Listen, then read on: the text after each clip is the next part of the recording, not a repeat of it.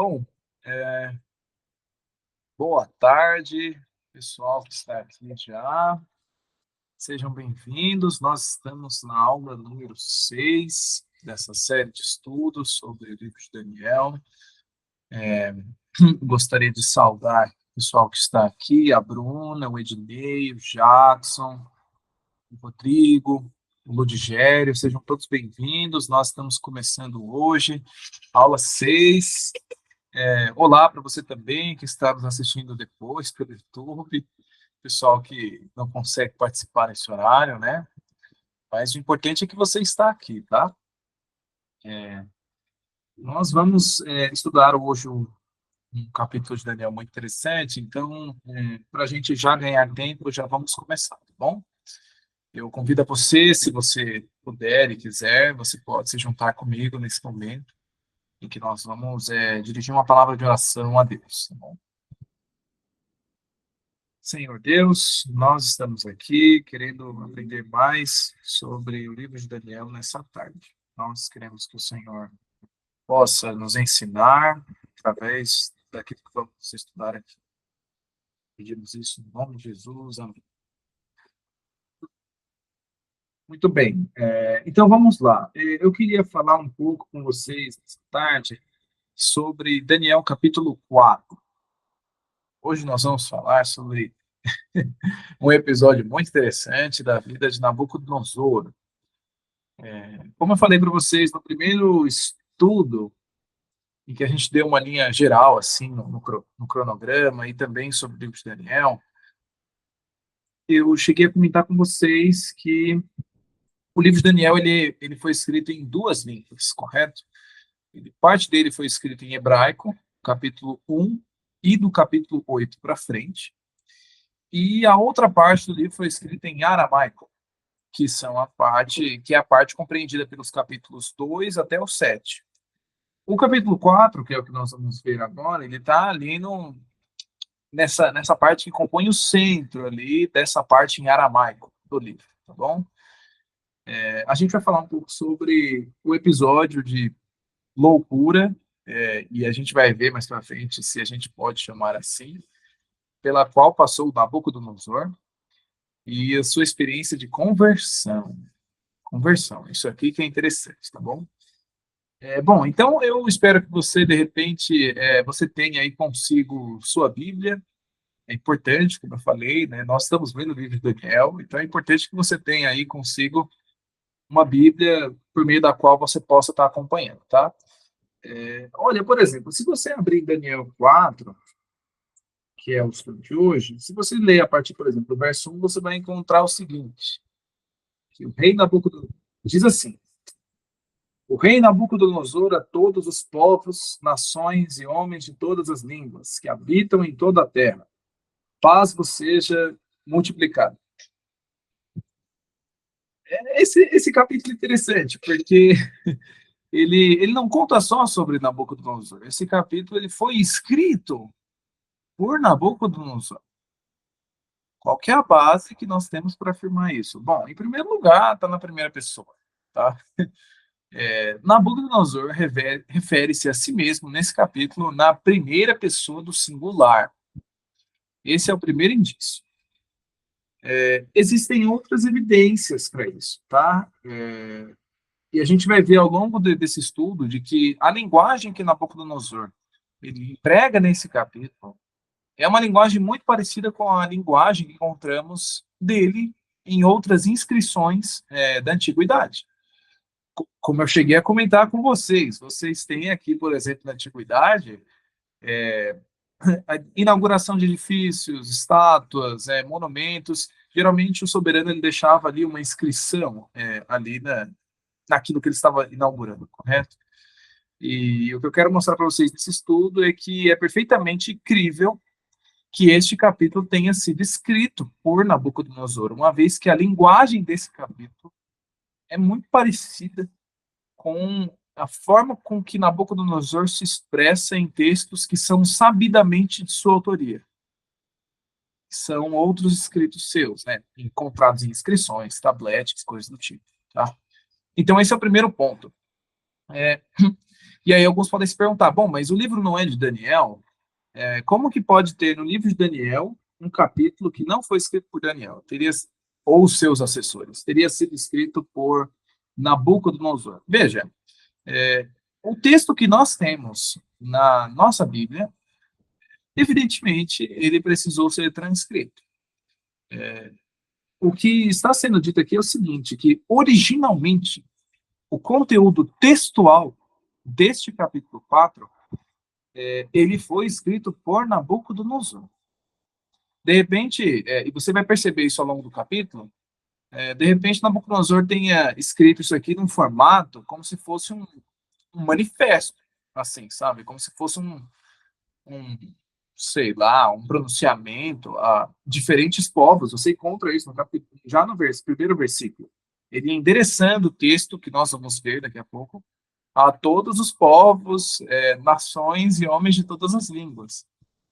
Então, originalmente, esse capítulo 4 do livro de Daniel, ele pode ter sido um texto do próprio Nabucodonosor enviado para as diferentes províncias, tá? Mas como que esse texto vem parar no capítulo 4 do livro de Daniel? Bom, Daniel, de repente, pode ter achado por bem inserir esse texto, uma vez que ele complementa toda a história dos capítulos 1, 2 e 3 que a gente já viu até aqui, tá? Então, só esclarecer nesse ponto, tá? A questão da autoria, certo? Se vocês tiverem alguma dúvida sobre isso, vocês podem perguntar lá na frente, tá? No final da aula.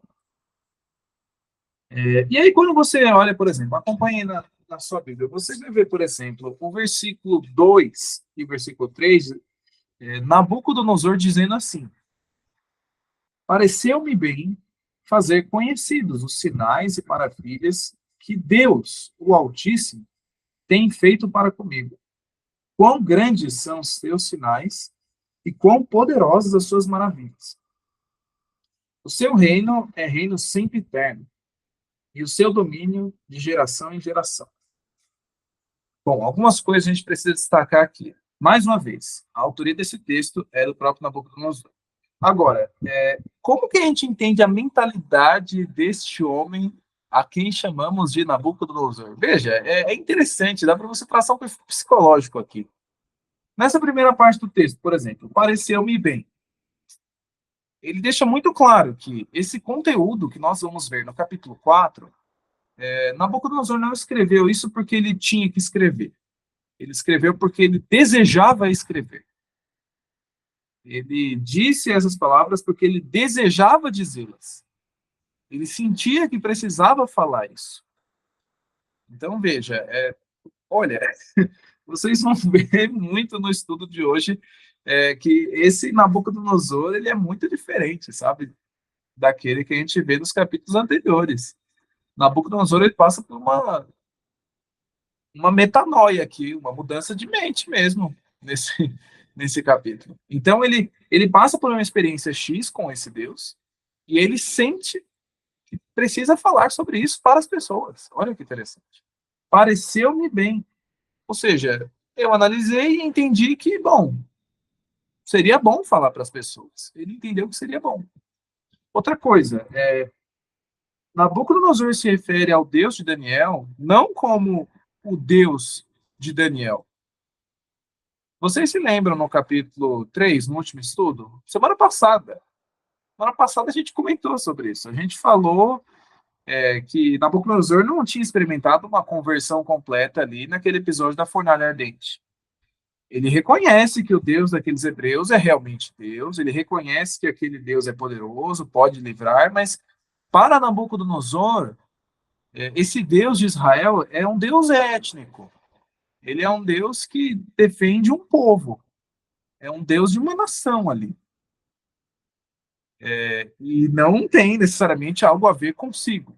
Agora, você não encontra isso no capítulo 4. O que você encontra aqui é Nabucodonosor chamando de Deus Altíssimo, ou seja, alguém que está acima de tudo e todas as coisas, e que tem feito coisas para comigo. Ou seja, ele não é mais aquele Deus distante, nem mesmo, de repente, o Deus revelador dos mistérios do capítulo 2. Não, ele é um Deus assim, muito próximo. E Nabucodonosor sente isso.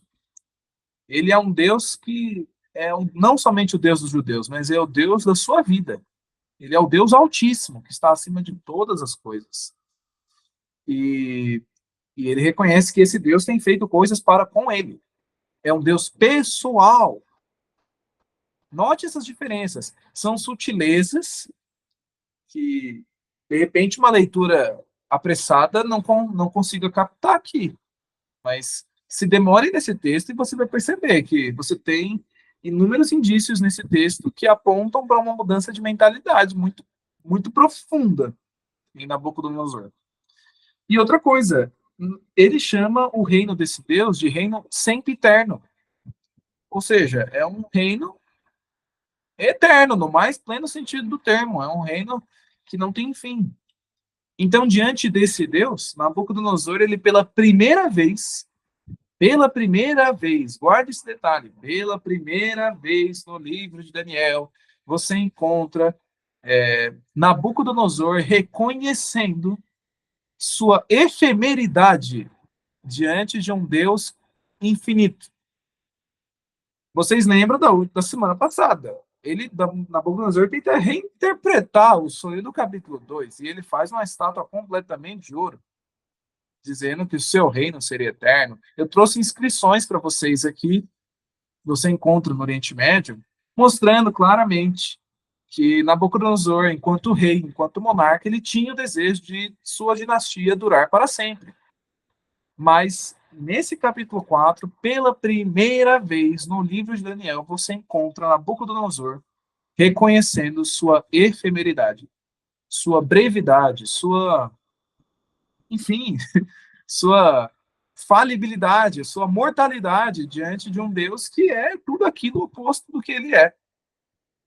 E ele chama o reino desse Deus de reino sempre eterno, um reino infinito, um reino que dura para sempre. Isso já no começo do capítulo. Isso nos diz muito sobre o tom que nós vamos encontrar nos próximos versículos. Tá? E aí, Nabucodonosor, ele vai dizer o seguinte, quando você olha, por exemplo, o verso 4, ele fala lá, eu, Nabucodonosor, estava tranquilo em minha casa e feliz no meu palácio. Esse episódio de Daniel 4, ele acontece no auge do reinado de Nabucodonosor. Nabucodonosor não é mais um jovem nesse capítulo. Ele é um homem adulto, aproximando-se ali da faixa dos 40, 50 anos para cima. Ele é alguém com idade avançada. E ele passa para a experiência nessa fase do seu reinado, quando ele estava em paz e tranquilo no seu palácio, quando ele já havia neutralizado ameaças nas fronteiras do seu império. Ou seja, no auge do Império Babilônico, isso aqui. E aí ele diz, no verso 5, eu tive um sonho que me espantou. Isso lembra o quê? Isso lembra o capítulo 2. Isso lembra o capítulo 2 de Daniel. Lembra quando ele teve aquele sonho da estátua, quando ele era mais jovem. E naquele sonho, né? Enfim, por meio do qual Deus falou com ele. Certo? Vocês se lembram disso, a gente fez um estudo sobre isso. Agora, a história ela meio que se repete nesse capítulo 4. Nabucodonosor tem um sonho e ele queria saber a interpretação do sonho. A diferença do capítulo 2 para o 4 é que nesse 4 Nabucodonosor lembrava-se do sonho. Ele queria saber a interpretação. No capítulo 2 ele não lembrava de nenhum, né? Ele não lembrava o sonho e ele queria saber o sonho e a interpretação. No capítulo 4 ele só quer a interpretação. E aqui nesse capítulo você percebe o seguinte, que ele chama o mesmo público que ele chama no capítulo 2. Ele chama os caldeus, os feiticeiros, os encantadores, os magos, e da mesma forma como no capítulo 2, eles falham. De repente, eles até deram uma interpretação ali, mas Nabucodonosor não engole a explicação deles. Agora, o que você percebe nitidamente aqui também é o seguinte, quando você olha esse capítulo, você percebe que nessa época Daniel ele era o chefe dos magos. Ele era o chefe dos sábios do rei da Babilônia. Lembre-se, Daniel adquiriu esse prestígio nos capítulos anteriores. Ele sobe as escadas do poder ali na corte. E nessa altura do campeonato, Daniel ele era o chefe dessa classe, que servia diretamente o rei Nabucodonosor. Mas Nabucodonosor não chama Daniel. Agora, mas por que ele não chama Daniel? Ele não chama. Segundo capítulo, olha só, o texto diz que por fim se me apresentou Daniel. Ou seja, quando todos falharam em trazer a sua interpretação, então Daniel não é chamado. Daniel ele se introduz na presença de Nabucodonosor por livre e espontânea vontade. Porque ele tinha, até porque ele tinha, né, a credencial para isso. Tá? Ele podia aparecer ali quando quisesse. Ele era o chefe daquela casta, certo? Mas note, Nabucodonosor não chama Daniel, ele chama esses encantadores. Agora, por que ele não chama Daniel? Talvez pelos mesmos motivos do capítulo 2, quando ele foi confrontado com o sonho. De repente, Nabucodonosor até soubesse, até sentisse que o sonho não era um bom auguro, aquele ali. De repente, Nabucodonosor, no fundo, soubesse já do que se tratava. E aí ele acaba tentando evitar Daniel durante esse período. Mas Daniel, ele aparece. E ele vai lá na corte e aí ele se apresenta. E aí, bom, Nabucodonosor pergunta, bom, então eu vou contar o sonho para você então, Daniel. E ele conta o sonho que ele teve. O sonho da Nabucodonosor era mais ou menos assim. Você vai encontrar isso nos versos 10 ou 18, no capítulo 4. Bom, Nabucodonosor ele sonha com uma árvore muito grande, né, que chegava até a altura do céu, mais ou menos. E as aves do céu faziam seus ninhos na árvore, os animais pegavam a sombra dessa árvore, ou seja, era uma árvore que proporcionava vida ali à região, certo?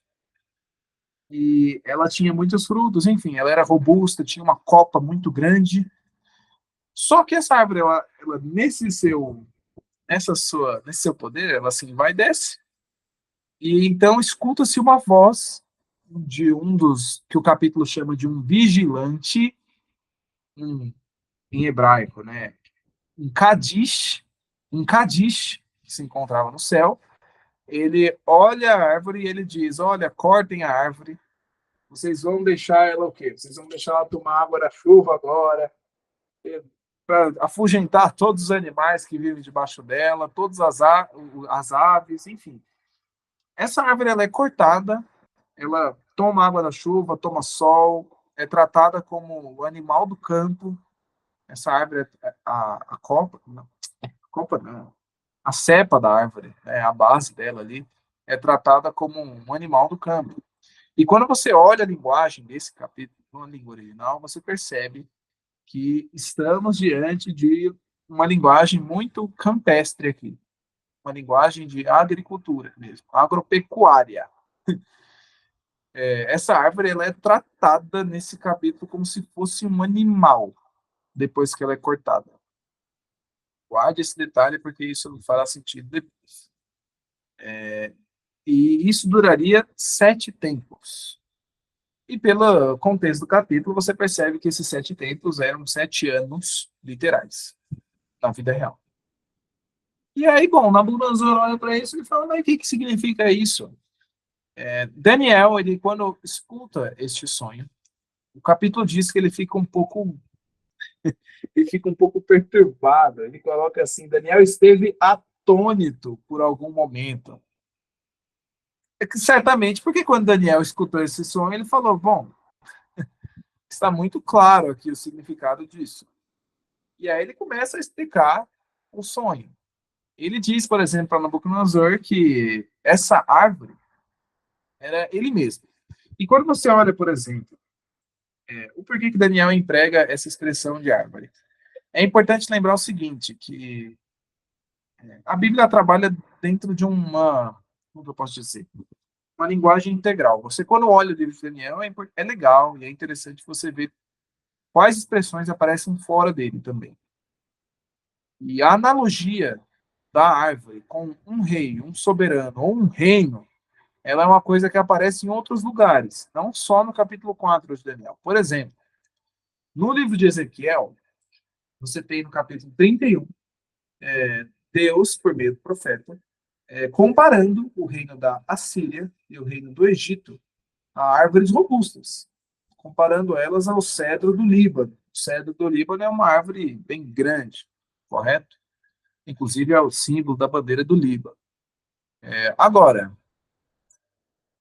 outra coisa, onde mais aparece isso? Mais de um século antes, Deus tinha comparado o povo de Israel com uma vinha. Você percebe ao longo da Bíblia Deus com o uso de árvores como metáfora para expressar reinos ou reis. Tá? Agora, o que é interessante e não está óbvio, porque isso não está na Bíblia, são esses dois últimos tópicos. Por exemplo, segundo Heródoto, eu acho que vocês talvez se lembrem, alguns, de repente, quem fez alguma anotação, o rei Astiages, que eu comentei no estudo do capítulo 2 de Daniel. Astiages, ele era o avô de Ciro. Ciro, não, avô não, ele era o sogro de Ciro da Pérsia. Astiages, ele também teve um sonho, isso segundo Heródoto, um historiador grego. Astiages teve um sonho em que o seu reino era comparado com uma árvore sobre a terra. E o mais interessante ainda é que se você encontrar na própria Império Babilônico, o último tópico aí diz, tem uma inscrição em que Nabucodonosor compara o seu reino com uma árvore. Se essa inscrição ela foi escrita antes ou depois desse sonho, a gente não sabe dizer ao certo. Mas o que se percebe aqui é o seguinte, que a linguagem, o recurso que Deus emprega aqui nesse capítulo é um recurso muito conhecido.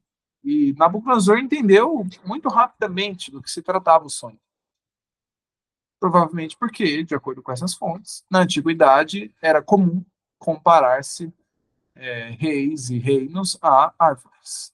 Tá? Agora, uma outra coisa que eu queria comentar com vocês é a expressão dessa árvore que cresce. Quem manda cortar essa árvore é um vigilante. E esse vigilante, ele também não é por acaso que ele aparece aqui. Algumas Bíblias, principalmente aquelas que herdam da Septuaginta, que é a tradução grega do Antigo Testamento, não está vigilante, está escrito anjo.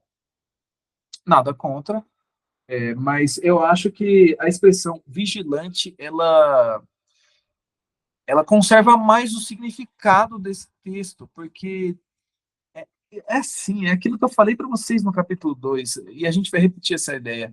Deus, em Daniel, no livro de Daniel, Deus ele é um Deus que usa a cultura humana, Deus usa o que nós conhecemos, Deus usa o conhecido para se aproximar das pessoas.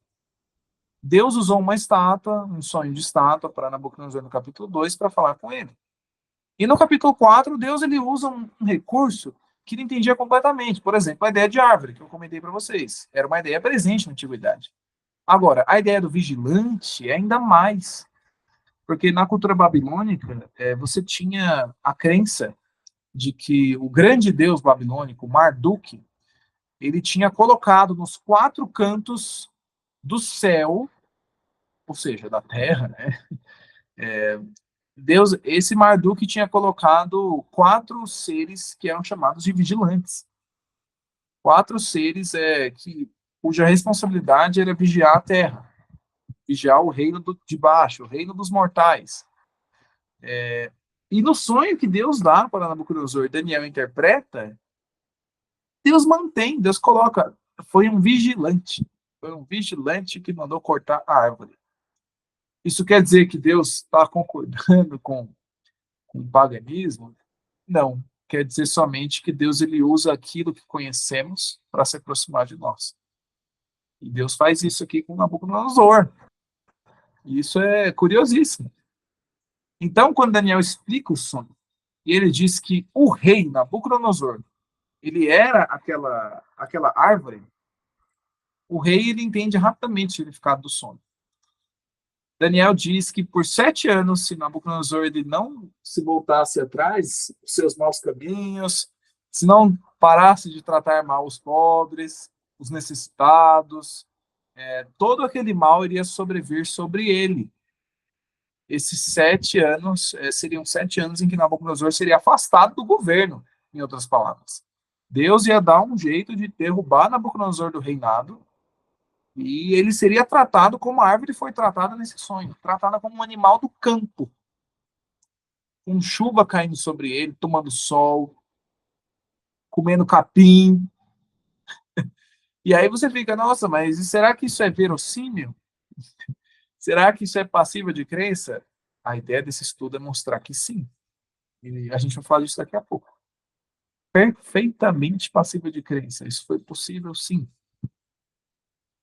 E agora, o que eu chamo a atenção para vocês é que Daniel ele conclui a interpretação dizendo isso. Qual que é a solução? A solução é pôr em ordem a vida, dar fim aos seus pecados, tratar com justiça as pessoas. E aí Daniel diz que talvez se prolongue a sua tranquilidade. Esse é um ponto interessante, porque a solução para isso é uma solução religiosa. Porque na Bíblia, isso você não encontra só em Daniel nesse capítulo, você encontra isso em outros lugares. Nas Escrituras, é comum você encontrar Deus se identificando, Deus se associando com os desfavorecidos. Então, estar em dia com Deus não é somente estar em dia com Ele, é estar em dia com o seu semelhante também. Pelo menos essa é a visão bíblica. Se você não trata, por exemplo, bem o seu semelhante, você não está tratando bem a Deus, em outras palavras. E isso é algo que Jesus, no Novo Testamento, reforça grandemente, certo? E Daniel fala: se você fizer isso, por fim aos seus pecados, talvez se prolongue sua tranquilidade. Vocês lembram daquele conceito que eu comentei com vocês no começo, da série de estudos? De profecia apocalíptica e profecia clássica?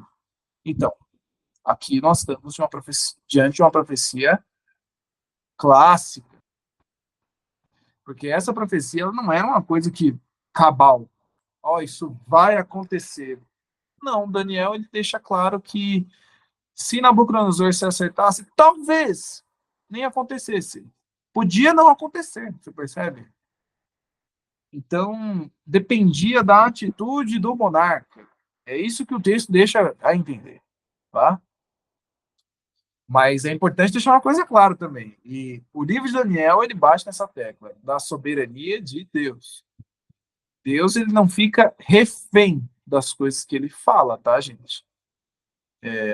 Deus falou, se Nabucodonosor voltar atrás dos seus caminhos, Deus não vai fazer isso. Isso não quer dizer isso. Quer dizer somente que, sabe, Nabucodonosor ele não deveria parar de fazer essas coisas para se livrar do destino. Ele tinha que parar de fazer essas coisas porque reconhecia seu pecado. Não é só parar, você percebe?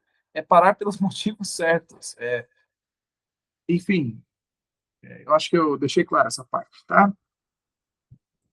Bom, enfim, agora, a história do capítulo 4 é diferente por um motivo. Tem um gap de tempo aí, né? Passaram-se 12 meses desde o dia em que isso aconteceu, em que Nabucodonosor explicou, falou o sonho para Daniel e Daniel interpretou. Passou um ano desde esse dia. Até que, um ano depois, você percebe claramente que Nabucodonosor não tinha mudado nada. E aí olha só o que o texto diz: ao cabo de 12 meses, passeando sobre o palácio real da cidade de Babilônia, falou o rei e disse: não é esta a grande Babilônia que eu edifiquei para a casa real, com o meu grandioso poder e para a glória da minha majestade? Veja, Nabucodonosor ele não mudou durante 12 meses. Ele não deu fim àqueles seus pecados aos quais Daniel fez menção. Agora, que Babilônia era essa? E aí eu queria fazer uma pausa e explicar para vocês algumas coisas interessantes aqui sobre a cidade de Babilônia, porque esse texto em si, para alguém que vive, de repente, em Osasco, São Paulo, Diadema, para alguém que está nos Estados Unidos, como tem pessoas aqui dessa classe, não tem muita noção do que era, de que cidade era essa que Nabucodonosor estava falando. Então, eu queria falar um pouco com vocês sobre isso, tá? Preste atenção nesses slides daqui para frente, porque a gente vai fazer um tour turístico na cidade de Babilônia. Olha que legal. Quantos aqui já foram em Babilônia? Ah, pois hoje você vai até a cidade de Babilônia através dos slides. A ideia desses slides aqui é assim, é situar vocês na Babilônia dos dias de Nabucodonosor. Se você fosse solto agora, de paraquedas, lá nessa Babilônia daqueles tempos, o objetivo desses slides é fazer você se achar lá, tá? A gente vai percorrer as principais coisas aqui da cidade, tá? Bom, essa aí é uma ilustração de como era a Babilônia dos dias de Nabucodonosor, tá? Ela tinha, eu vou falar disso daqui a pouco, tá? Em primeiro lugar, eu queria chamar a atenção para vocês com a questão da água. Eu comentei isso levemente com vocês no capítulo 2, Daniel. Mas você tinha um rio que percorria a Babilônia passando pelo seu centro. Esse era o rio Eufrates. O Eufrates passava, cortava a cidade pelo meio. Agora, não era só isso. Babilônia usava o Eufrates ao seu favor. E aí ela fazia uma série de canais a partir do rio Eufrates. Todas essas zonas pintadas em azul no mapa são... Ao centro você tem o Eufrates e as outras zonas elas são canais aproveitados do leito do Eufrates em si. Você percebe esse formato quadrangular assim, ao redor da cidade? É o fosso, é um fosso principal da cidade. Um fosso, para quem não sabe, é um rio que você faz artificialmente em volta de uma fortificação, para dificultar ainda mais a invasão. Além de você ter que passar pelo muro, você tem antes que passar pelo fosso, que podem ser fossos secos, com armadilhas, não é o caso de Babilônia, e podem ser fossos cobertos de água, que é o caso aqui. É um fosso de água, tá? Então, em termos como é que é? Em termos de água, Babilônia, ela era mais ou menos assim, tá bom?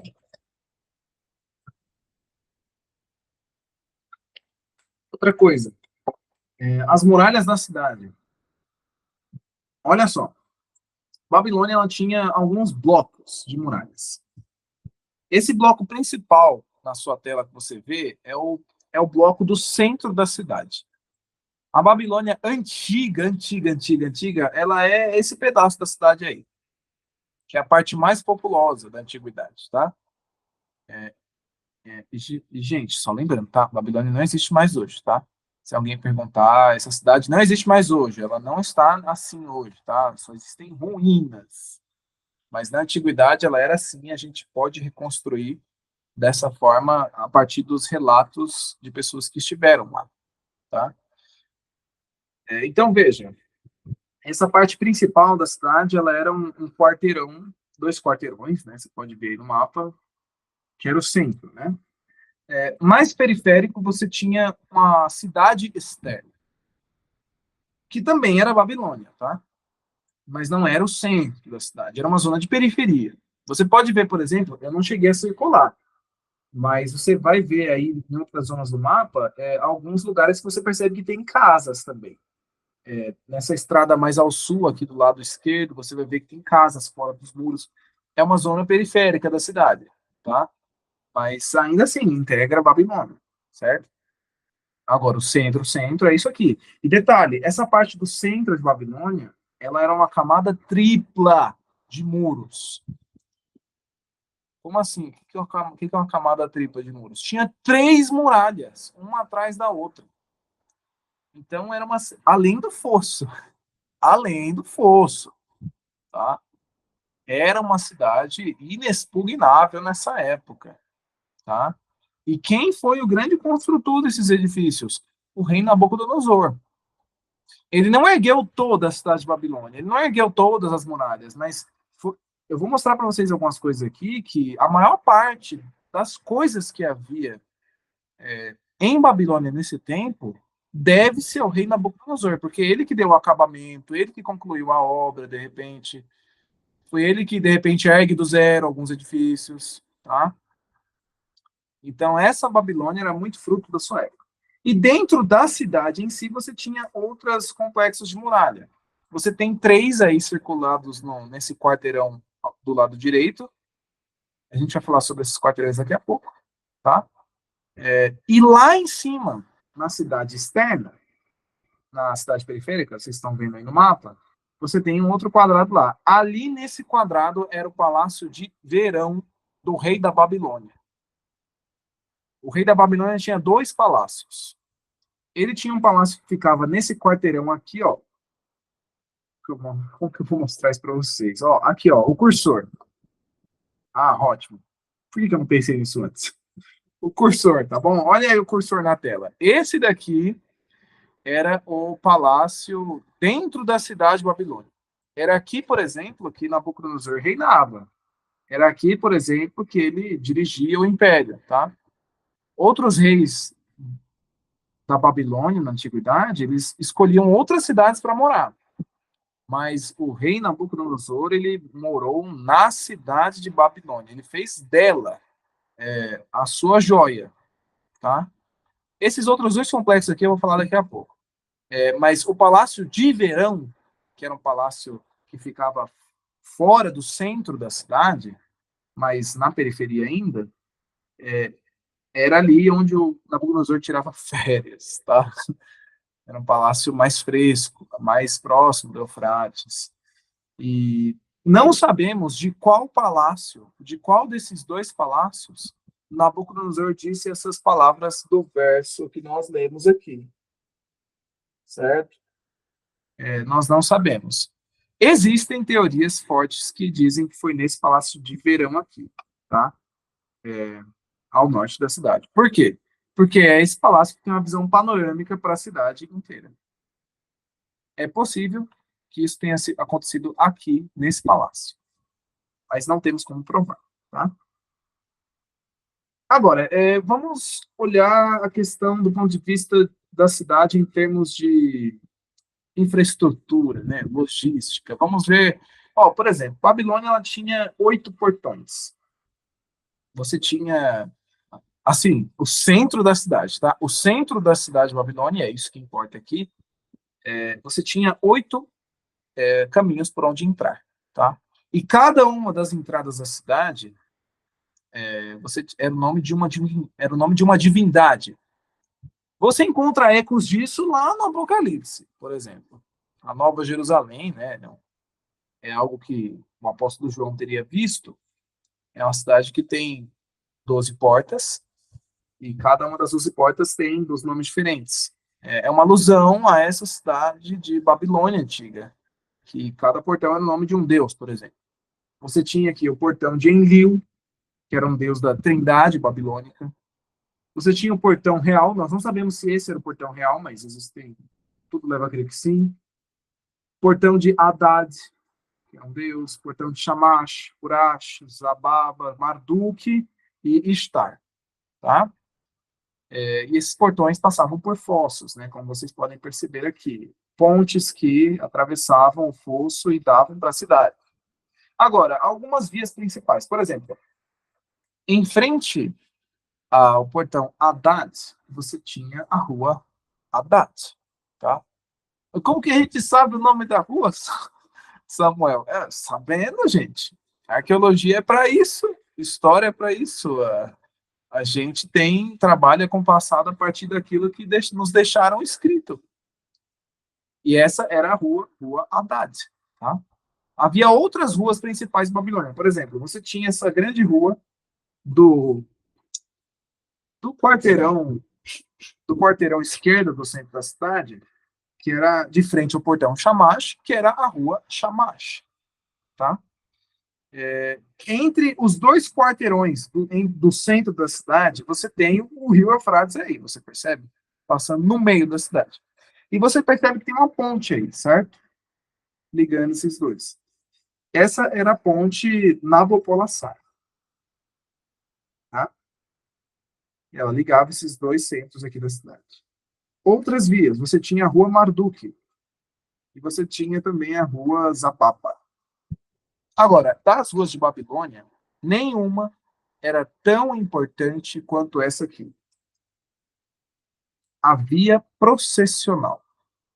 O que era a via processional?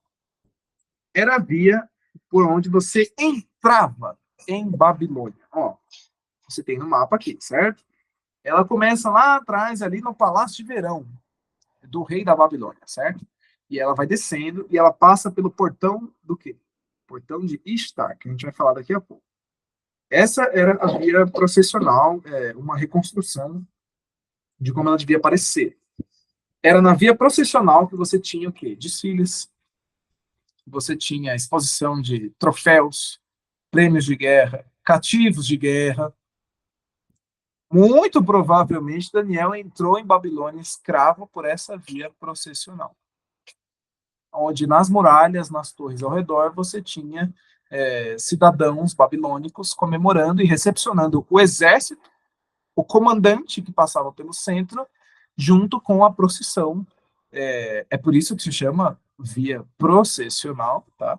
Porque ali era a procissão, era o desfile, com todos os troféus, os prêmios de guerra, cativos e tal. E assim, a via processional, essa aí é uma foto minha que eu coloquei. Eu tive o privilégio de, por exemplo, ver pessoalmente uma das paredes da via processional que ornamentava essa rua em Babilônia. Esses tijolos aí, que você pode ver na imagem, eles são bem pintados na época, e a pintura está preservada até hoje. Isso está no Museu do Louvre. E, assim, isso reflete claramente o poder da época do Império Neo-Babilônico, o Império de Nabucodonosor, principal rei do Império Babilônico. Ele foi o grande construtor de tudo isso. Quem sabe Nabucodonosor não tocou essas pedras, né? Quem sabe Daniel não olhou exatamente para este leão, mas ele está lá, tá bom? E assim, isso, olha, é incrível, sabe? É uma experiência que eu desejo para qualquer um, sabe? Você estudar história é uma coisa fantástica, tá? E aí você entrando pela via processional, passando por essa decoração com leões. Aliás, falando em leão, a gente vai ver no capítulo 7, enfim. Enfim, eu vou falar disso depois, tá? É. Você passava pelo portão de Ishtar. E o portão de Ishtar era esse portão azul que você vê aí nessa ilustração, tá? Ele era o portão mais embelezado da cidade de Babilônia. Acabado, embelezado por quem? O rei da Babilônia, Nabucodonosor. E esse portão de Ishtar, ele era uma coisa fantástica. Era ornamentado com as melhores pinturas da época, decorado com vários animais pintados, inclusive aquele leão lá que eu comentei, que eu mostrei para vocês, tá bom? E esse era o portão era o portão principal de Babilônia, o portão de Ishtar, porque era o portão de onde vinha, onde dava a via processional, por onde passava o desfile dos reis, do exército, dos cativos, tá?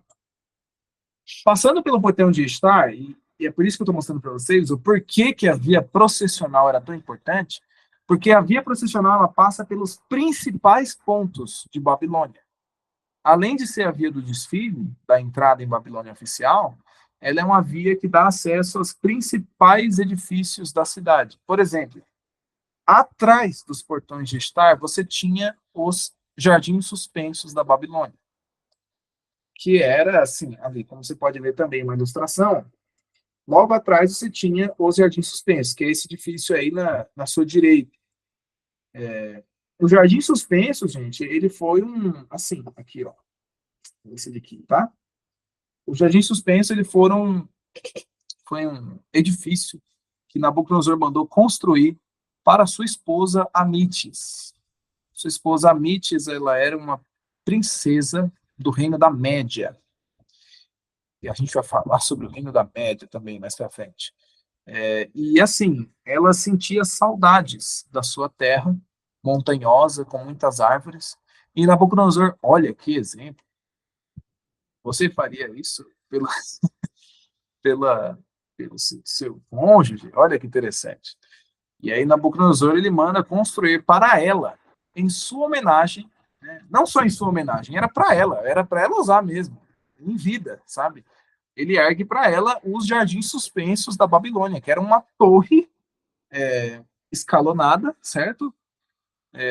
Só que decorada com todo tipo de árvore que você pode imaginar. Era um jardim mesmo, suspensos, e eles eram altos, né? Então, era um lugar muito fresco, diferentemente da região, né, com muito calor, certo? Nos jardins suspensos era uma coisa, a temperatura era amena. Ele era enorme, esse edifício também. E o Jardim Suspenso, eu não sei quantos sabem, mas ele era uma das 7 maravilhas do mundo antigo. Então, você tinha em Babilônia uma das 7 maravilhas da antiguidade, gente. Isso aqui não é pouca coisa. Tá? Outra coisa, continuando na via processional, mais adiante você tem a Etemenanque. O que, que era a Etemenanque? Era uma torre escalonada, ainda maior do que os Jardins Suspensos. Esse era o maior edifício de Babilônia, a Etenemanque. A Etemenanque, ela era um templo. Era uma torre escalonada, certo? Como você pode ver, que você subia, né, até o cume, onde ali era um templo dos deuses. Era um complexo templário dedicado ao principal deus de Babilônia, Marduk, tá? E assim, existem fortíssimas, e assim, não tem como provar, mas tem fortíssimas evidências, tanto sustentadas por teólogos, quanto por historiadores e arqueólogos, para acreditar que a Etemenanque ela era a Torre de Babel, Gênesis 11. Não temos como provar, repito, mas existem fortes indícios disso, porque na antiguidade você não tinha esse edifício era antigo, não foi construído, o seu fundamento não foi lançado por Nabucodonosor. Nabucodonosor conclui ele. Ele engrandece o edifício, fortifica ele com muralhas, ele dá o acabamento, assim, mas a ideia de construir não foi dele, é bem anterior a ele mesmo. Então, assim, poderia ter sido a famosa Torre de Babel, a Torre de Babel, a Torre da Babilônia, pode ter sido, tá? A Etenemanque. E ela estava ali, bem próxima à via processional. Gente, ó, esse edifício só tinha um edifício maior do que esse no Egito, que eram as pirâmides de Gizé, que estão até hoje em pé. Abaixo delas, esse era o maior edifício da época. Ele era alto, muito alto. Ele chegava a mais de 100 metros de altura. Para os padrões da antiguidade, isso era muito alto mesmo, tá? E olha só que interessante, tem uma estela. Uma estela é tipo um painel que você tem alto relevo, às vezes, ou baixo relevo, depende da forma, da técnica usada. A estela chamada a Estela da Torre de Babel. É assim que era chamada esse documento. E nela você tem retratada sabidamente, à sua direita, você tem aí o rei Nabucodonosor II. É ele. Essa é a Estela da Torre de Babel. É ele aqui, nessa imagem. E aqui, à sua esquerda, você tem a Etemenanque. Ela está bem apagada, mas você pode ver aqui, ó, está vendo? A torre escalonada. É ela aqui. É a Etemenanque. A torre que Nabucodonosor concluiu e, assim, ele levou a glória, né? Mais uma evidência, percebe? Então, veja, esse é um edifício importante. E, por fim, um outro edifício também muito importante que você tinha na via processional era a Exagila, que também passava ali próximo. A Exagila, ela era, olha, aqui atrás você tem a Itemenanque, certo? De frente a ela, você tinha a Exagila. A Exagila, ela era esse complexo murado ao centro aqui da imagem, que era um templo dedicado também ao deus Marduk, tá? Assim como a Etemenanque. Marduk, ele era a principal divindade de Babilônia. E aqui ele era adorado, enfim, de todas as formas, tá?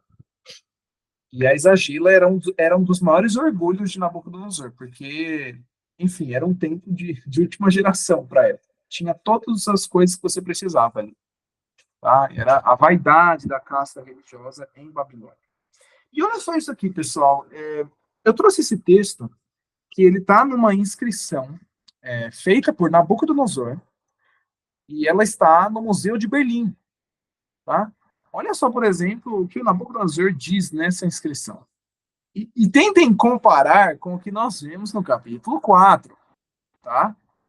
Olha só isso aqui. Eu fiz Babilônia, a santa cidade, a glória dos grandes deuses, tornei-a mais proeminente do que antes, e promovi a sua reconstrução. E promovi a sua reconstrução. Fiz com que os santuários dos deuses e deusas brilhassem tanto quanto o dia. Nenhum rei dentre todos os reis jamais criou, nenhum outro rei antes de mim construiu aquilo que eu magnificentemente construí para Marduk. Cara, parece que eu tô lendo Daniel. Parece que eu tô lendo Daniel. É a mesma linguagem, é a mesma coisa. Você percebe que é muito semelhante ao texto que você encontra em Daniel 4. Tá? E aí ele continua. Elevei também ao máximo o equipamento da Exagila, né? O templo que eu mencionei para vocês de Marduk. E empenhei-me na renovação de Babilônia, mais do que antes de mim foi feito em qualquer época. Todas as minhas valiosas obras, a beatificação dos santuários, dos grandes deuses, nos quais me empenhei mais que meus reais predecessores, eu as escrevi num documento e as registrei para as gerações vindouras. Aí você olha para Daniel 4 e você acredita. Você acredita, sinceramente, porque diante de um texto como esse, é muito verossímil a história que vemos no capítulo 4, tá?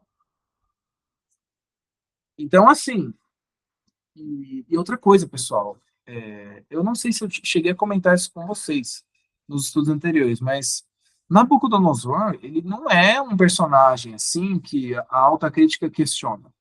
Todo mundo sabe que Nabucodonosor existiu, que o Nabucodonosor da Bíblia existiu. Existem mais de 50 tabletes atribuídos ao rei Nabucodonosor. Isso é muita coisa, tá, gente? Isso é muita coisa mesmo. E assim, de acordo com os livros que eu li, né, que foram escritos ali na década de 2010, hoje deve ser muito mais os achados atribuídos a Nabucodonosor. Me arrisco a dizer, talvez passe de 70, 80, quem sabe. Tem muitos textos que comprovam a existência de Nabucodonosor. E assim, eu pensei em colocar nesse slide aqui vários outros textos dele, mas não coloquei para a gente ganhar tempo. Mas se vocês quiserem, eu disponibilizo depois no grupo. Textos muito parecidos com esse, com o que a gente vê em Daniel 4 também, em que você percebe claramente que é o mesmo tom em todos esses 50 tabletes. É a mesma coisa, sabe? Nabucodonosor se autopromovendo, dizendo que, eu fiz isso, eu fiz aquilo, eu fiz mais do que os outros, sabe? Então, não é uma coisa só da Bíblia isso, tá? Os reis da antiguidade, eram muito vaidosos, mas Nabucodonosor, ele é realmente um caso, assim, sabe? Porque os textos dele são quase todos assim, todos assim. E aí o que acontece? Essa Babilônia dos dias de Nabucodonosor, ele olhando para ela, falando, não é essa Babilônia que eu construí? Lembrando, Babilônia já existia antes dele, mas ele é o responsável pela maior parte das grandes construções da cidade de Babilônia. E quando Nabucodonosor fala isso, cumpre-se então o sonho.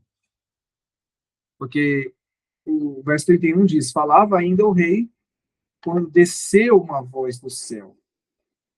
A ti se diz, ó rei Nabucodonosor, já passou de ti o reino.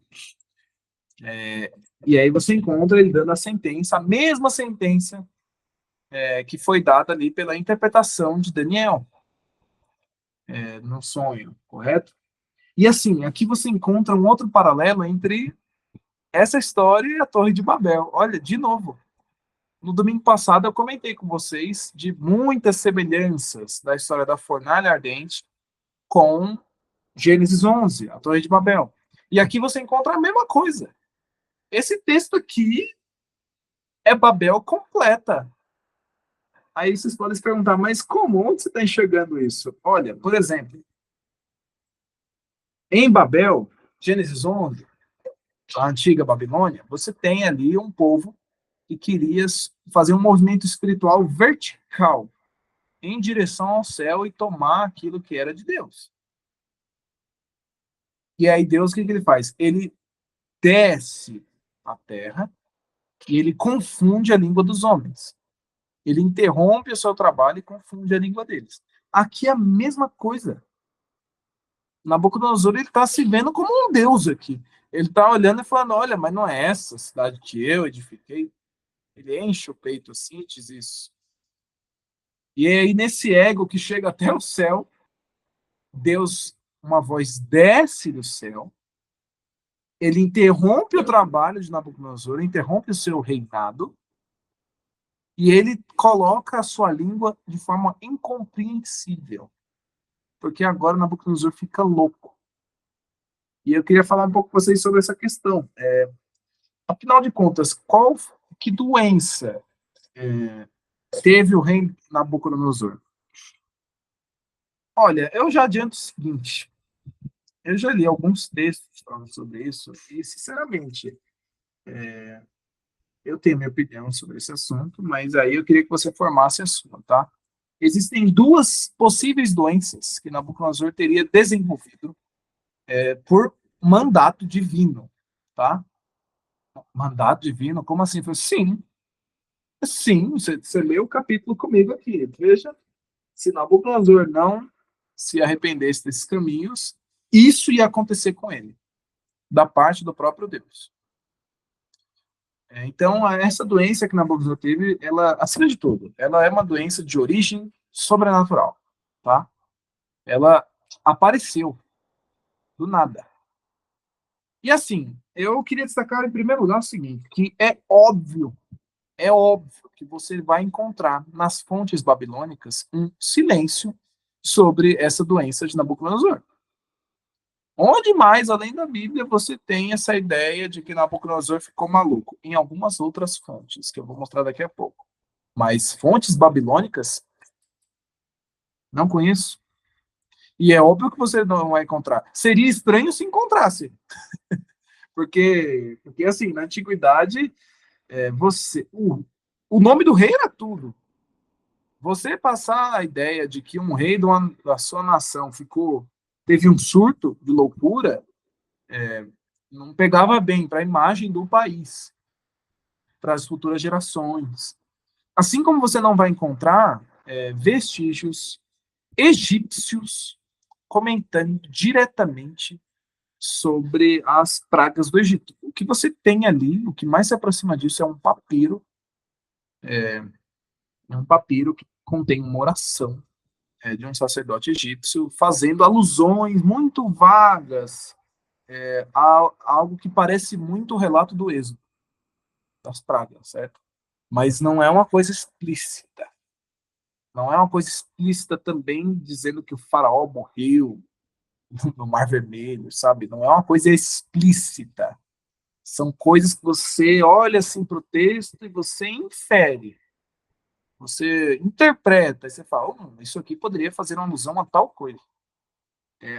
Da mesma forma que no contexto babilônico, você não encontra, gente, não encontra fontes babilônicas do século VI ou século V, no máximo, fazendo menção a esse período da vida de Nabucodonosor em que ele surtou. Tá? É óbvio que nós não encontraríamos isso. Seria estranho se encontrássemos. Tá? A primeira teoria sobre que doença Nabucodonosor teria tido seria essa zoantropia. Né? Eu vou ler aqui com vocês, assim, não sei se tem algum médico aqui, né, mas de repente possa até ajudar. Olha lá, a zoantropia é uma condição psicológica em que uma pessoa acredita estar se transformando ou ter a capacidade de se transformar em um animal. Gente, isso aqui existe, tá?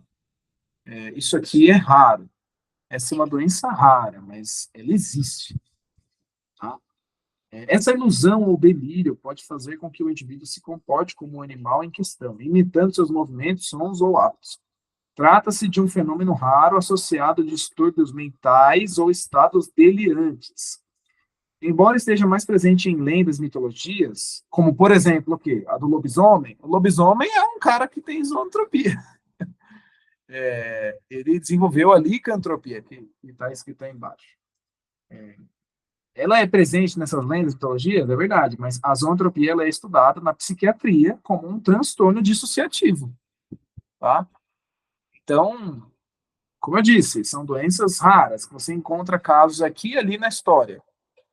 Além de Nabucodonosor, se você pesquisar, você vai encontrar coisas muito parecidas e estranhas. Mas que, no entanto, existe. E a psiquiatria estuda isso. Também não sei se tem algum psicólogo, algum psiquiatra aqui, mas estuda isso, eles estudam isso. É um transtorno dissociativo. Então, isso é possível, tá? E agora, a zoantropia, ela tem algumas variações, né, segundo o quadro clínico, né? Você tem a licantropia, que seria o lobisomem, né? Que é a ideia de transformar-se em lobo, licantropia, tá? E uma outra coisa, eu estava lendo os livros aqui, aliás, eu não sei se esse era o texto que eu passei para vocês, porque é tanto texto que eu fico confuso. Mas eu não, depois vocês deem uma olhada no texto do Durkheim que eu passei para lá de hoje. Mas eu acho que é nesse texto que ele comenta do caso de uma mulher que foi diagnosticada com zoantropia e ela jurava por Deus que ela se olhava no espelho e ela via um lobo, a cabeça de um lobo, ela não via uma pessoa. Aí você vai zoar a pessoa, você vai falar, não, mas a pessoa tá delirando. Não, cara, às vezes não é delírio, às vezes a pessoa ela tá tendo realmente um distúrbio. Isso acontece. Isso acontece. Eu não sei o que eu posso dizer para convencer vocês disso. Isso é real. E a outra variação da zoantropia é a boantropia, que é a ideia de transformar-se em boi ou gado. Essa parece ter sido o caso na Nabucodonosor, tá? Se ele foi acometido de zoantropia, ele desenvolveu a boantropia, que é a ideia de você se comportar como um animal do campo. Assim como você encontra a linguagem da árvore em Daniel 4, que foi tratada como um animal do campo, tomando chuva, sol, é, atada ao chão, comendo capim, coisa assim, tá? Então, essa é uma primeira noção do que poderia ter acometido Nabucodonosor naqueles dias. Agora, uma segunda teoria, que também é interessante, mas não explica muita coisa também, fica faltando algumas coisas, é a ideia de que Nabucodonosor teria desenvolvido paranoia ou esquizofrenia. Olha só, por exemplo, a definição. Esquizofrenia ela é um transtorno mental grave caracterizado por uma distorção do pensamento, das percepções, das emoções e do comportamento. Pessoas com esquizofrenia podem ter dificuldade em distinguir entre o que é real e o que não é. Olhem para isso aqui. E essa condição afeta sua capacidade de funcionar de forma adequada na vida cotidiana. Parece o que aconteceu com o Nabucodonosor também. Parece. Entre os sintomas psicóticos, e tem dois tipos, né? Tem sintomas psicóticos e tem sintomas negativos. Entre os psicóticos, você pode aparecer alucinações, ver ou ouvir coisas que não existem, certo? A pessoa pode estar alucinando. E pode ter delírios. O que é um delírio? Um delírio é uma crença falsa, né? De coisas que não se baseiam na realidade. Vamos supor que Vamos supor que eu, do nada, um belo dia, acorde, e aí eu jure por Deus que eu sou o Superman, que eu sei voar, que eu sou a prova de bala, tenho visão de calor. Isso é um delírio.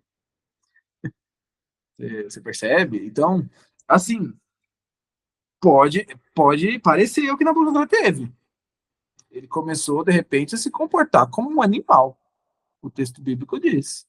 Ele foi afastado dos homens. A gente vai falar isso daqui a pouco. Pode parecer, é possível. É comum também a diminuição ou ausência de certas funções normais, como a expressão emocional e a motivação e a capacidade de socializar. Parece também o que ele teve.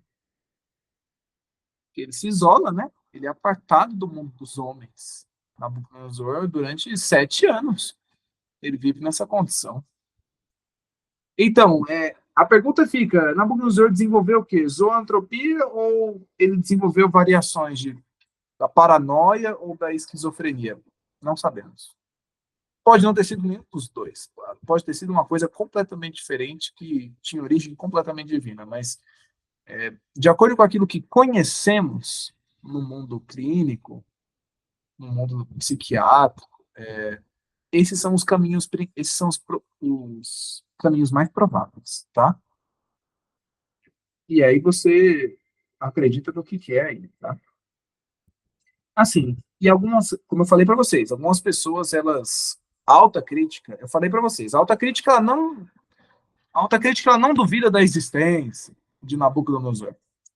A alta crítica ela duvida desse episódio da vida de Nabucodonosor. Ela fala, não, mas isso só está na Bíblia. Será? Olha, por exemplo, você encontra a possibilidade desse tipo de doença na antiguidade. Tem um poema babilônico do século. Está no texto do Can. Não sei se é o século XVIII antes de Cristo, que é o poema do justo sofredor. É uma espécie de Jó. É uma espécie de Jó, é uma espécie de livro de Jó da Babilônia. Tá? A ideia de um homem que era justo e que começa a acontecer um monte de coisa ruim com ele. E nessa história de origem babilônica, você tem um texto lá em que ele diz assim, que como um demônio, ele fez crescer minhas unhas dos dedos. Você encontra que isso aconteceu com Nabucodonosor no capítulo 4. Suas unhas cresceram. Quando você olha aqui o verso, verso 33, tem uma descrição mais ou menos do que aconteceu com Nabucodonosor. Outra coisa, a história de Arricar, que também é uma história ali da antiguidade. Eu me encurvei até a terra, meu cabelo caía sobre os meus ombros, minha barba descia sobre o meu peito, ou seja, cresceu, certo? Meu corpo estava coberto de poeira e minhas unhas eram como as da águia.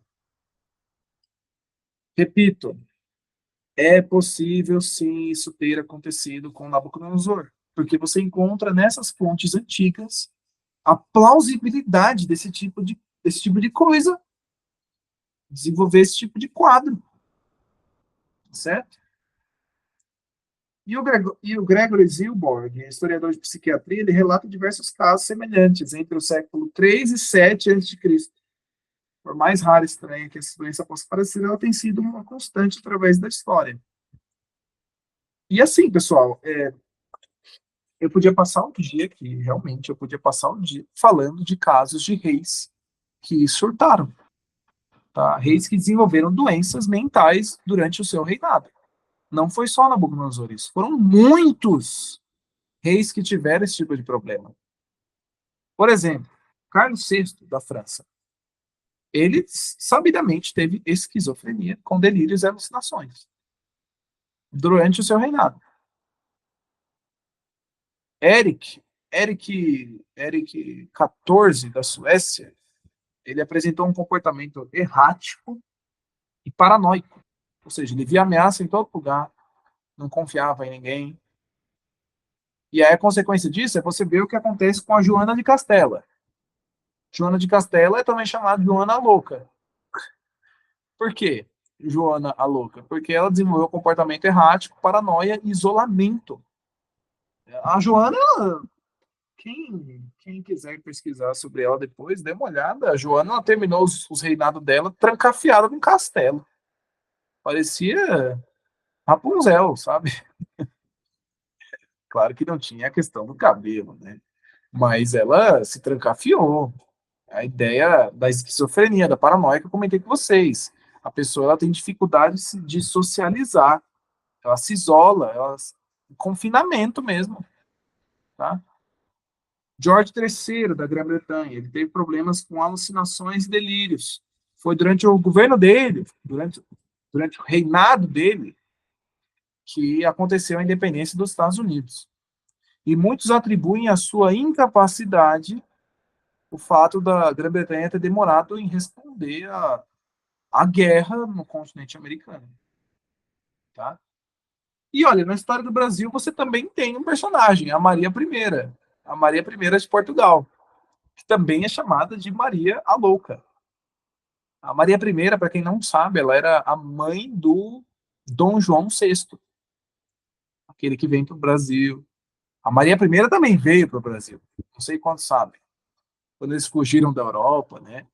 Eles vieram para cá. E a Maria I, ela era a rainha de Portugal. Quando o Dom João VI vem para cá, ele não era rei de Portugal. Ele era o príncipe regente. A rainha Maria I, ela morre aqui no Brasil, no Rio de Janeiro. E quando ela morre, seu filho João, ele se torna, então, Dom João VI, o rei de Portugal, tá certo? E essa Maria I, ela teve problemas com insanidade e confinamento também. Percebe? Eu podia passar o dia, gente, sério. O que mais você tem? Bota no chat GPT se você quiser. Me dê exemplos de reis ao longo da história que ficaram loucos durante o seu reinado. Ele vai dar uma lista para vocês.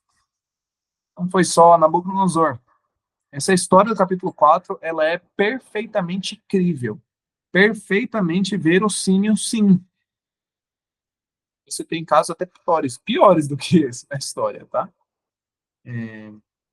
Mas a pergunta, mas Samuel, e aí, o que aconteceu com Nabucodonosor?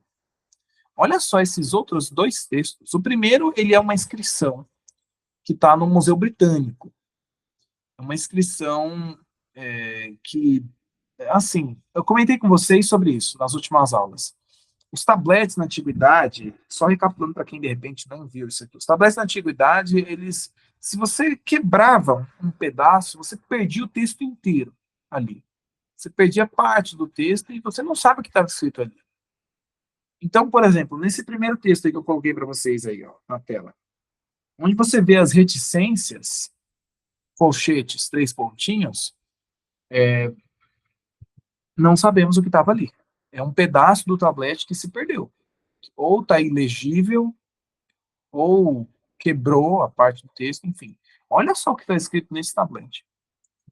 Nabucodonosor considerou que tananana, sua vida parecia como de nenhum valor a tananana, ele não demonstrou amor a seu filho ou filha.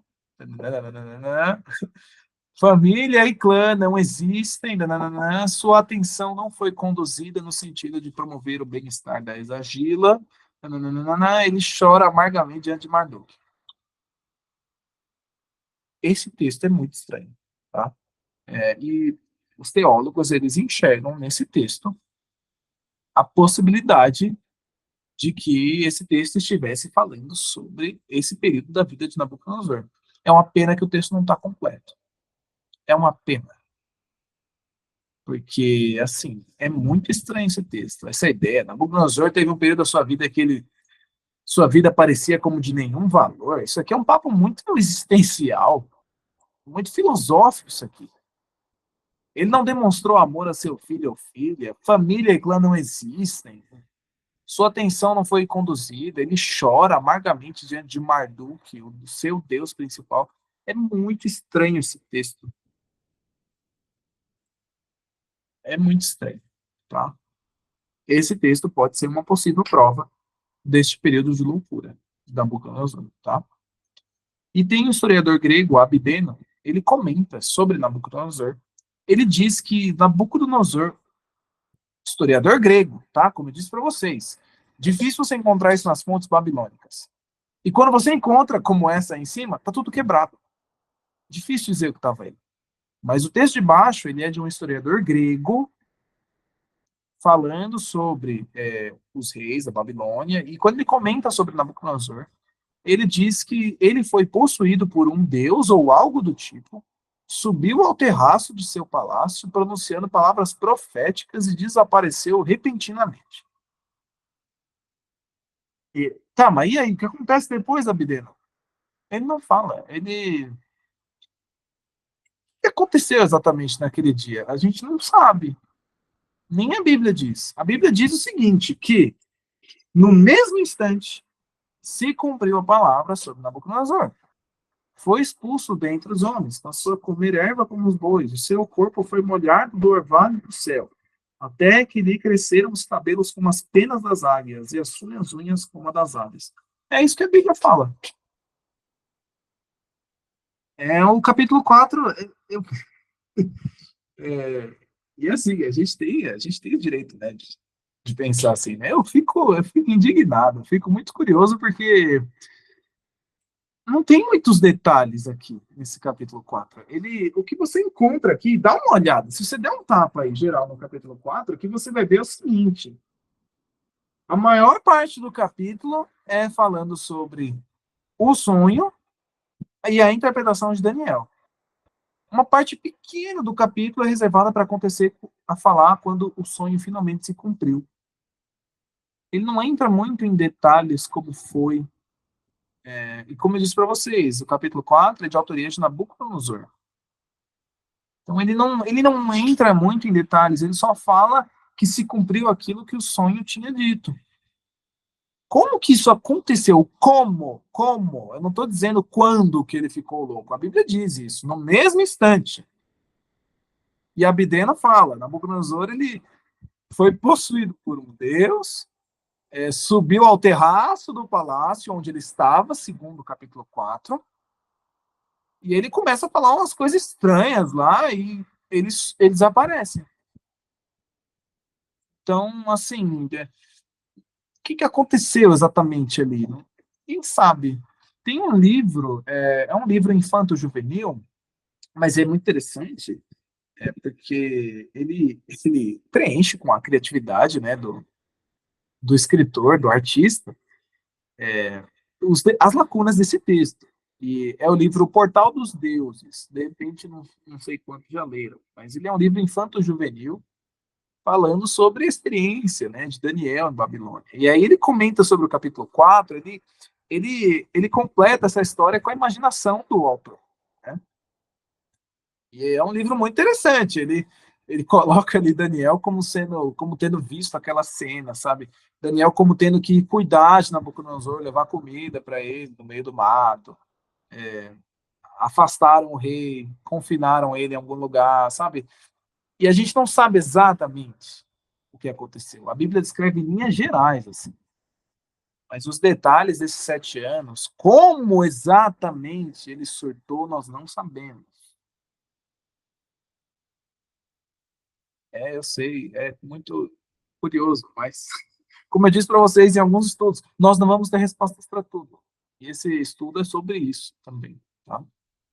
É lidar com o nada, com a inexistência de respostas. Às vezes a gente tem que lidar com isso. Tá?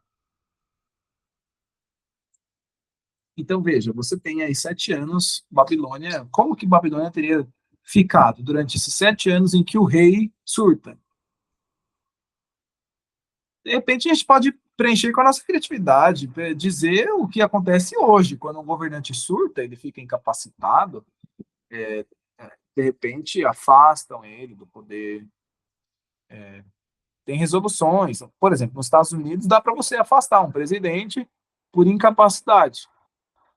Inclusive, tinha alguns senadores querendo afastar o Biden usando essa cláusula, né? Mas, assim, de repente se formou uma junta de governo ali na Babilônia nesse tempo. De repente, quem acabou governando ali foi algum oficial, algum militar, algum general de confiança. De repente, a família real, de repente, a esposa de Nabucodonosor fez as coisas enquanto seu esposo estava surdo. Não se sabe. Não se sabe o que aconteceu nesses 7 anos. Não é esse o foco do capítulo, tá? Agora, o que a Bíblia diz é no verso 34, dizendo que ao fim daqueles dias, eu, Nabucodonosor, levantei os olhos ao céu e tornou-me a vir o entendimento. Esse texto é muito curioso e ele é muito poético até. Ele é muito profundo, esse texto. Porque você percebe claramente que foi quando Nabucodonosor ele olha para baixo. É quando Nabucodonosor olha de cima para baixo, como se fosse um deus, que ele se torna um animal. Mas é quando ele olha de baixo para cima, é quando ele olha para cima, olha para o céu, e que ele se reconhece o animal, é que ele se torna humano novamente, que ele se torna sábio. Esse é um texto muito profundo. E outra coisa, tem um detalhe muito interessante. Essa expressão aí, ao fim daqueles dias, é uma expressão que você só vai encontrar em Daniel no último versículo do livro. E infelizmente, eu já vou ter que dar um spoiler danado para vocês aqui. Mas o último versículo de Daniel está falando sobre ressurreição. Hum, e como eu disse para vocês, quando a gente estuda a Bíblia no idioma original, é muito importante você perceber onde aparecem determinadas expressões. Na boca de quem elas aparecem. E não é coincidência, gente, não é coincidência. Os escritores bíblicos, eles se atentavam a essas coisas. Eles eram escritores muito hábeis. E quando aparece essa expressão aqui, ao fim daqueles dias, ao fim de uns dias, ao fim desses dias, e essa expressão, ela se repete no último versículo de Daniel, falando sobre ressurreição. O que você acha? Eu acho o que muitos teólogos acham, que é a ressurreição. Olha que interessante. É essa ressurreição intelectual, é essa ressurreição mental de Nabucodonosor que prepara o caminho para a ressurreição dos últimos dias. E aí você pode enriquecer esse cardápio da interpretação. Você pode até deduzir que Nabucodonosor esteja entre aqueles que vão ressuscitar, que vão ressuscitar.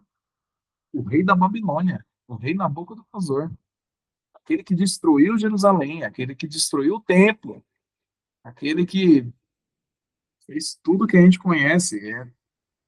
A história dele, no fim da sua vida, essa história é do fim da vida dele. É do fim, de um período de auge do Império Babilônico.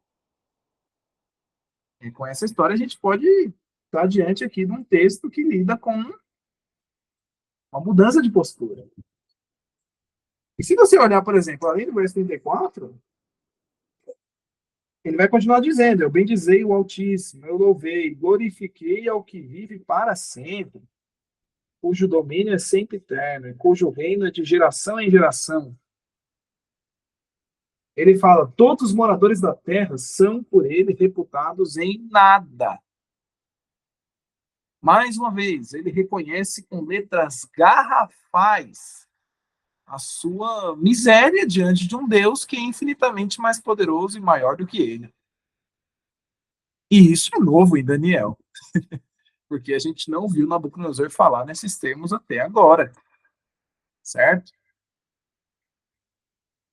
E olha só, o verso, olha só, verso 36, tão logo me tornou a vir o entendimento, também para a dignidade do meu reino, tornou-me a ver a minha majestade, o meu resplendor. Buscaram-me os meus conselheiros e os meus grandes. Fui restabelecido no meu reino, e a mim se juntou extraordinária grandeza. Esse Nabucodonosor, esse Nabucodonosor do capítulo 4 é outro Nabucodonosor. Ele experimentou uma mudança. E aí ele encerra o capítulo 4 e a sua participação no livro de Daniel. Puxa vida, nós vamos sentir saudade de Nabucodonosor, hein? Porque daqui para frente a gente não vai falar muito dele. Essa é a última história em que Nabucodonosor ele aparece como um personagem principal. O capítulo 4. E a gente se despede de Nabucodonosor lendo essas palavras dele. Agora, pois, eu, Nabucodonosor, louvo, exalço e glorifico ao Rei do céu, porque todas as suas obras são verdadeiras e os seus caminhos justos, e pode humilhar aos que andam na soberba. Esse Nabucodonosor é outro. Esse Nabucodonosor, ele não é mais aquele que diz que a sua geração governará para sempre. Ele é um Nabucodonosor que diz que esse Deus Altíssimo reina de geração em geração. Esse Nabucodonosor, a gente pode até dizer que ele não quer mais esse mundo. Ele cansou daqui. Pelas palavras você percebe isso. Ele se desiludiu com a vida como ela é. Ele espera um outro tipo de reino. Nabucodonosor, nesse texto, ele espera um outro tipo de alegria. Uma coisa que ninguém podia dar para ele aqui. E ele, quando olha para o céu, depois de 7 anos, ele finalmente entende isso.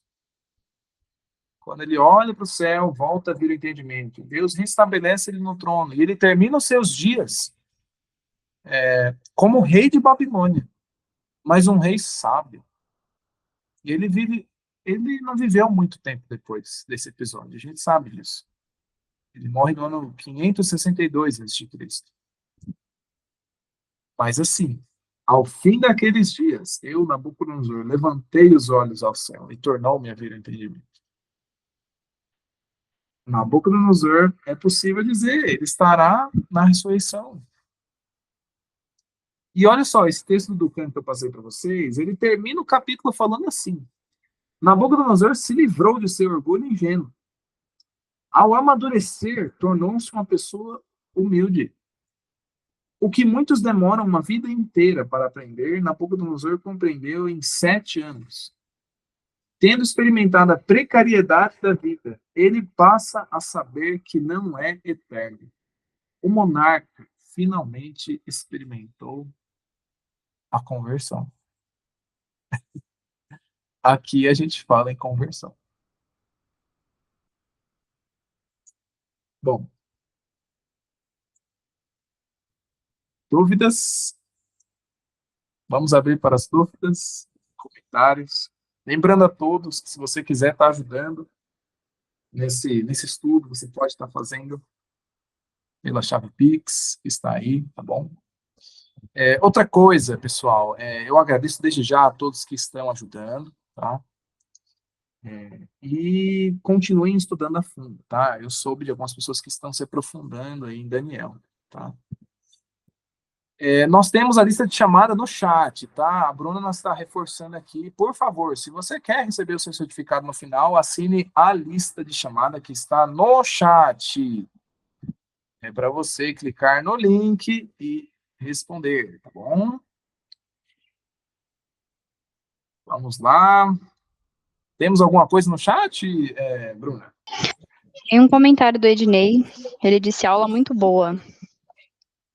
Legal, muito bom. Muito bom, né, Ednei? Fantástico. E aí, pessoal, vocês têm algum questionamento, alguma curiosidade, alguma observação? E aí? Boa tarde. Por favor, diga, Jailma. Então, eu vou fazer um pequeno comentário, rápido. Desde o início, que você vem falando sobre Daniel e Nabucodonosor, e assim, incrível que o que eu vou falar aqui para vocês agora, no meu comentário, foi o finalzinho aí que você falou. Na realidade, no início, que Nabucodonosor, eu penso assim, né? Eu vejo assim dessa forma, não sei se alguém vê como eu vejo, mas Nabucodonosor passou por tudo que ele passou desde o início, ele reconheceu Deus como Deus de poder, mas o seu orgulho não deixou, o seu coração orgulhoso não deixou que ele reconhecesse que ele não era nada. A gente pode ver, eu me lembrei da passagem do povo de Israel quando saiu lá do Egito, que vendo o povo de Israel, Deus fazer tanto milagre, ainda assim ele não acreditaram em Deus, estava sempre reclamando. E Nabucodonosor, no início, aconteceu isso com ele. No final, nessa segunda parte aí, que Nabucodonosor se transformou em um animal, eu creio piamente, certamente, porque quando Moisés foi para o Egito, Deus pediu para Moisés que colocasse a mão no peito, e quando a mão dele saiu do peito, a mão dele estava leprosa. Então Deus pediu para colocar a mão dele de volta no peito, e quando ele retirou, a mão dele estava limpa. Então Deus, ele é o Deus do impossível, ele tem poder para todas as coisas, é um Deus temível, né? É um Deus que a gente tem que amar e é um Deus que temos que respeitar, porque ele é um Deus de poder, para ele nada é impossível. Quando ele quer a conversão de alguém, ele faz acontecer a dor para a conversão. Eu acredito que foi isso que aconteceu com Nabucodonosor, e no final foi fantástico. Eu acredito que nesse finalzinho ele se converteu de fato de verdade, porque para Deus o orgulho ele é abominável diante de Deus, mas quando ele ama, ele faz de tudo para que o ser humano ele se converta. É isso que eu tinha para falar. Muito bacana esse estudo de hoje. Legal, legal, muito bom, hein? Isso aí, exatamente. Deus, ele age dessas formas, tá? Pessoal, vocês, mais alguém tem algum questionamento, alguma dúvida? Não hesite em perguntar. Nós temos o chat aí, você pode mandar pelo chat, você pode ligar o seu microfone, se você quiser. O curso está tudo bem para vocês por enquanto? Vocês estão conseguindo pegar com facilidade? Está muito difícil? Tá simples, né? Tá ótimo, tá uma bênção esse estudo de Daniel. Tá bom. É importante ter esse retorno de vocês, tá? Hoje a nossa aula teve a presença bem baixa, né? Como vocês podem ver, nós temos só os remanescentes aqui. Aliás, parabéns pela presença de vocês, tá? Mas eu tenho pessoal que está assistindo pelo YouTube também, tá, gente? Eu estou tendo feedback deles, tá? E eles também estão acompanhando, tá? É que esse horário de domingo ele é realmente difícil, tá? Mas muito obrigado pela presença de vocês, tá bom? Samuel. Oi.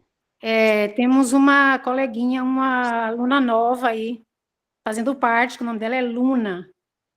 Luna. Isso. Luna, seja muito bem-vinda, tá bom? Seja muito bem-vinda. Nós temos o link do grupo. Eu não sei se a Jailma já encaminhou para você, mas fique à vontade, tá bom? Para você já encaminhei. Tá. Fique à Boa vontade. Tarde. Obrigada. Fique à vontade, tá bom? Nós temos lá na descrição do grupo o material, o link dos textos. Fique à vontade, tá bom? Obrigada. Bom, não havendo mais questionamentos, eu acho que a gente pode encerrar por aqui, não é mesmo? Então, é isso aí, tá, gente? Vejo vocês semana que vem, então. Pode ser? Tchau. Tchau, pessoal.